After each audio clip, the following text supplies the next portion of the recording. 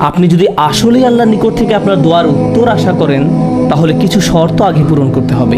আর তার মাঝে অন্যতম একটি গুরুত্বপূর্ণ ব্যাপার যা কোরআনের সর্বত্র বিশেষ জোর দেওয়া হয়েছে, তা হলো আমাকে এবং আপনাকে সবার আগে আল্লাহর নিকট নিঃশর্ত ক্ষমা চাইতে হবে। তার নিকট কোনো কিছু চাওয়ার পূর্বে আপনাকে ক্ষমা চাইতে হবে।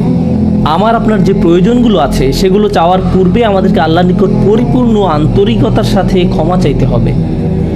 এটা শোনার পর আপনি হয়তো জিজ্ঞেস করতে পারেন, ক্ষমা চাওয়ার জন্য কোন দোয়া পড়তে হবে, বা ক্ষমা চাওয়ার জন্য শ্রেষ্ঠ দোয়া কোনটি?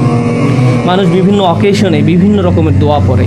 যেমন কোনো সন্তান সম্ভব বা মা এসে জিজ্ঞেস করে, কিছুদিনের মধ্যে আমার বাচ্চা হবে, এখন আমার বাচ্চার জন্য কোন দোয়াটি আমি করতে পারি?